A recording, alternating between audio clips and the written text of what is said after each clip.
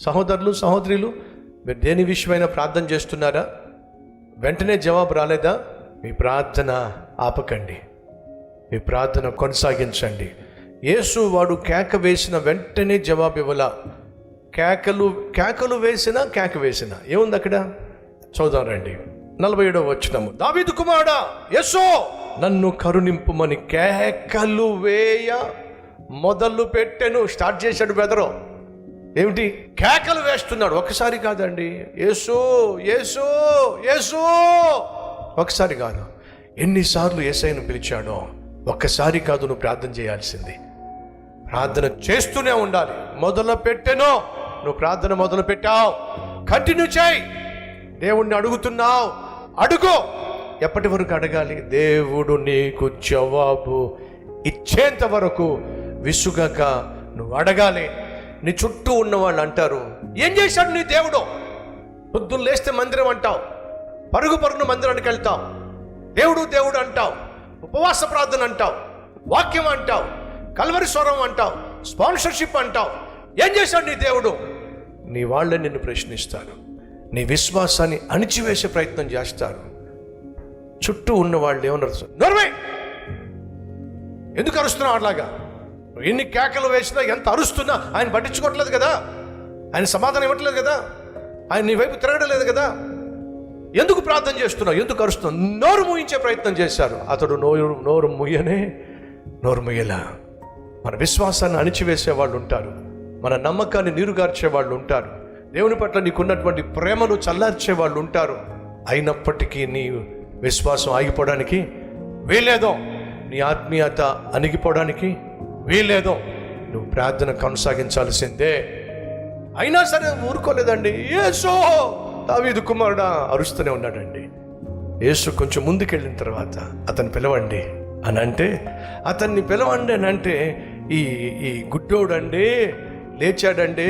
ఎలా లేచాడో తెలుసా మీకు? చెప్పండి, ఎలా లేచాడో? ఏం చేస్తాడు?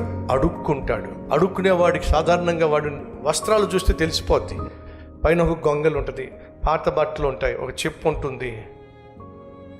ఆ గొంగలి తెలియచేస్తుంది వాడి జీవితము ఒక పనికిరాని జీవితం అని, లేదా అడుక్కునేవాడని, ముష్టివాడని, మనుషుల దయాదాక్షిణ్యముల మీద ఆధారపడిన వాడని తెలిసిపోతుంది.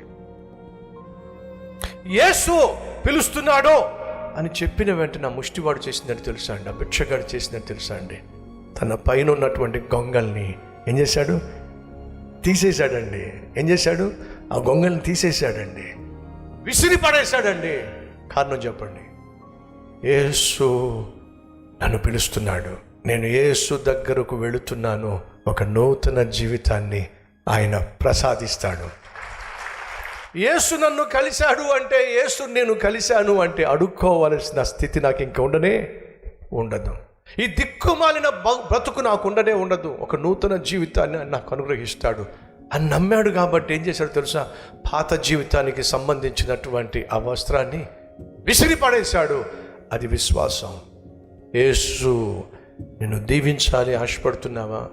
యేసు నీ జీవితంలో ఉన్నటువంటి దరిద్రాన్ని కొట్టివేసి నిన్ను ఒక ధన్యునిగా మార్చాలని ఆశపడుతున్నావా? అయితే నువ్వు చేయాల్సింది ఒకటి ఉంది. ఏడో తెలుసా? నీ పాత జీవితానికి సంబంధించినటువంటి నమూనా ఏదైనా ఉంటే దాన్ని తీసి పడేసేయాలి. నీ పాత జీవితానికి సంబంధించింది, పాత జీవితంలో ఉన్నటువంటి వృత్తికి సంబంధించింది తీసి పడేసేయి. యేసు దగ్గరికి వచ్చాడు. ఏం కావాలి నీకు? వృష్టి కావాలి ప్రభువా, నీ విశ్వాసమే నిన్ను స్వస్థపరిచింది అని దేవుడు అన్నాడు. వాడి కళ్ళు వచ్చేసినాయి అండి. వాడి కళ్ళు వచ్చినప్పుడు వెంటనే మార్నింగ్ షో ఎక్కడ, మ్యాట్నీ షో ఎక్కడ అన్నాడా? ఎప్పుడైతే వాడి జీవితంలో కళ్ళు పొందుకున్నాడో బైబిల్ సెలవిస్తుంది, యేసును వెంబడిస్తూ ఆయన వెంటే వెళ్ళిపోయాడండి. అద్భుతం.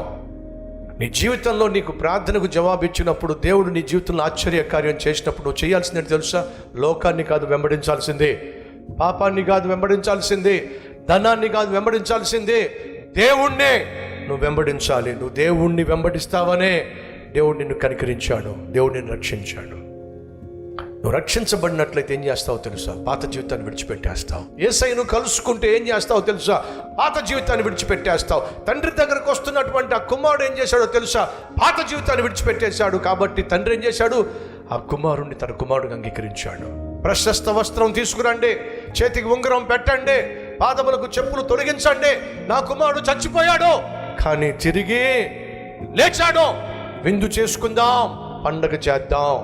ఈరోజు నా దేవుడు నీ నిమిత్తము పరలోకంలో విందు చేయాలి ఆశపడుతున్నాడు. ఎలా సాధ్యం?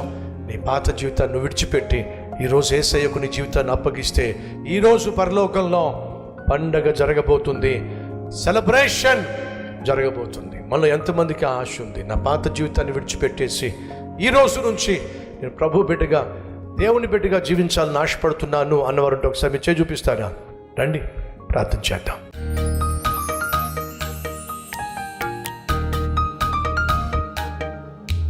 మహాపరిశుద్ధుడైన ప్రేమ కలిగిన తండ్రి, శ్రేష్టమైనటువంటి సన్నిధిలో సూటిగా స్పష్టంగా మాతో మాట్లాడినందుకు నీకు వందనాలు, స్తుతులు, స్తోత్రాలు నాయన. ఈరోజు ఎందరైతే నాయన ఈ వాక్యం విని అంగీకరిస్తున్నారో వాళ్ళందరి జీవితాలు ధన్యము నాయన. మా కుటుంబాలు దిద్దబడతాయి, అంతేకాకుండా మా బ్రతుకులు ఆశీర్వాదకరంగా మారుతాయి. అట్టి కృప మాకు దయచేయండి అయ్యా. ఒక నూతన జీవితాన్ని మాకు అనుగ్రహించి నూతన వ్యక్తులుగా మేము బ్రతుకులాగిన సహాయం చేయమని, వెనక్కి తిరిగి చూడకుండా సహాయం చేయమని యేసు పేరట వేడుకుంటున్నాం తండ్రి. ఆమెన్.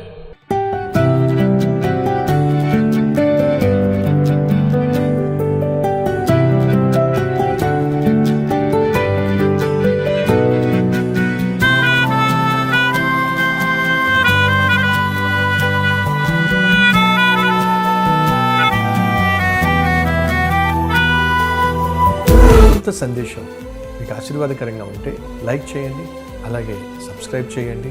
అంతేకాకుండా కామెంట్ పెట్టండి, 10 మందికి షేర్ చేయమని మనవి చేస్తూ రేపు మళ్ళీ కలుసుకుందాం. సరే.